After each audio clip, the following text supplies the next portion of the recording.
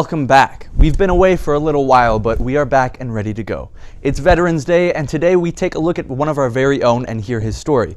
If you haven't heard by now, the girls volleyball team plays tonight against their toughest opponent to date. And we recap girls cross-country historic season. Eagle Nation News, once again, starts right now.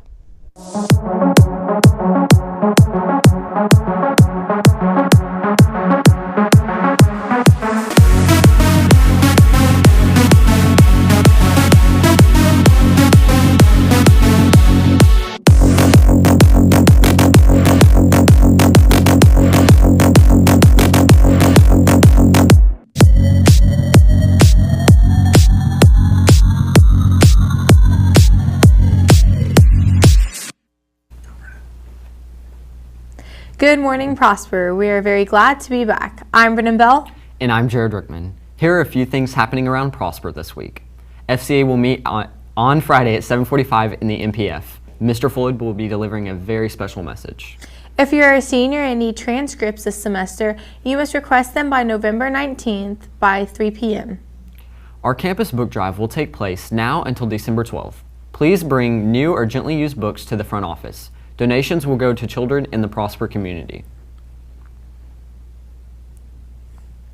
As a part of our local Veterans Day celebration, we here at Eagle Nation News want to take a moment to thank those who have served in the military to ensure our everyday freedoms.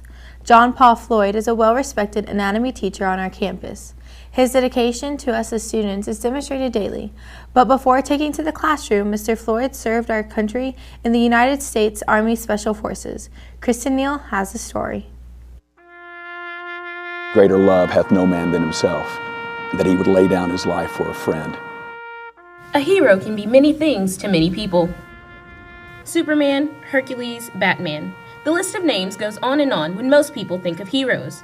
But for Prosper High School faculty and students, the name that comes to mind is... Mr. Floyd is a hero because of his devotion to people, to the American people, to his students.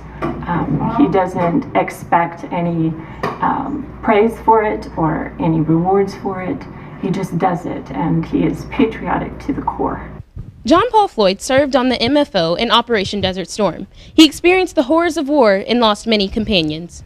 During the Desert Storm, our unit, well, my team supporting members of the 101st, we were very far forward. We were at one point about 50, we were set up about 50 kilometers outside of Baghdad. Our job was to cut off Highway 8 from the Republican Guard being able to leave to support or any reinforcements coming back in. There were some also that were put in prisons, and they were being held in prisons basically to die. And when they would be liberated, we would be the ones that they would come to try to get repatriated back into Kuwait. So we were dealing firsthand with them. There are two factors that lead to people acting heroically: the circumstances they find themselves in and how they react to these circumstances. There's stories I can tell about people. All of a sudden, some of the faces started popping in my head, like Luis. Who else is going to know what a great guy he was under pressure? And the things that he did under pressure, the commitments he was willing to make. While most believe Mr. Floyd has the characteristics of a hero, he gives us his definition of what makes a person heroic and how people should honor them. That would be awesome to have no more wars.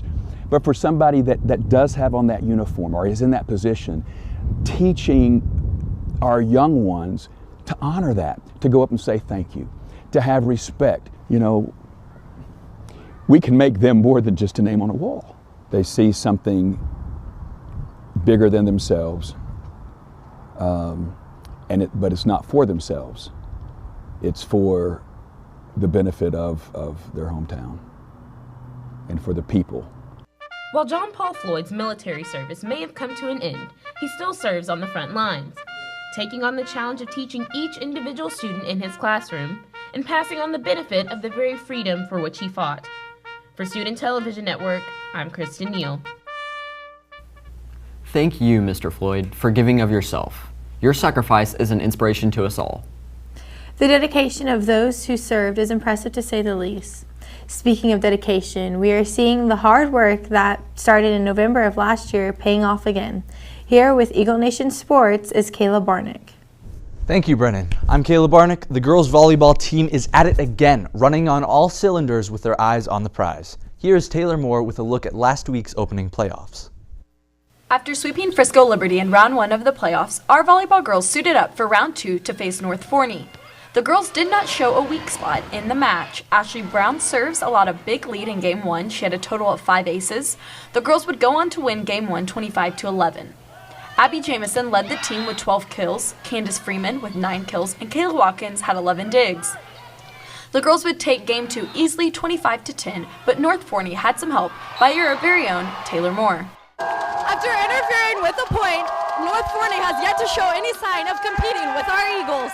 The girls headed into Game 3 with promising signs of a sweep, while North Forney had already accepted defeat.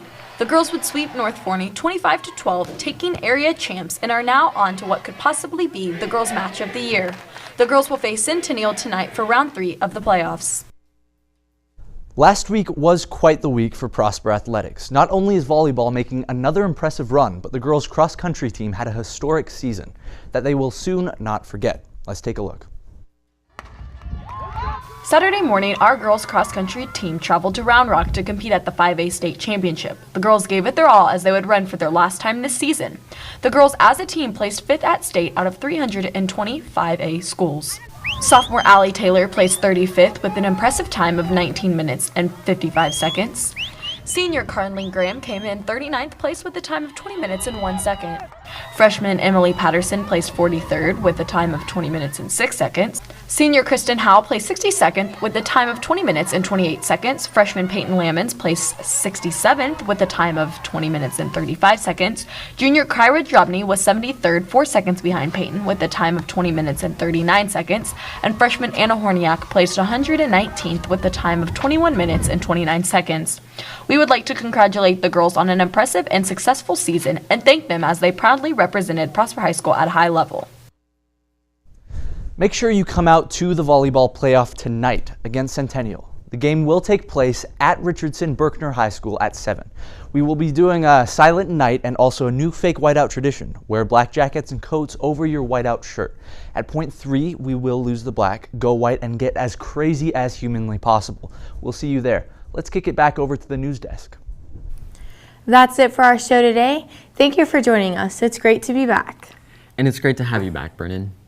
Join us tomorrow for an in-depth look at the Washington, D.C. trip and the national awards picked up by the staff of Eagle Nation News. I'm Jared Rickman. And I'm Brennan Bell. Live long and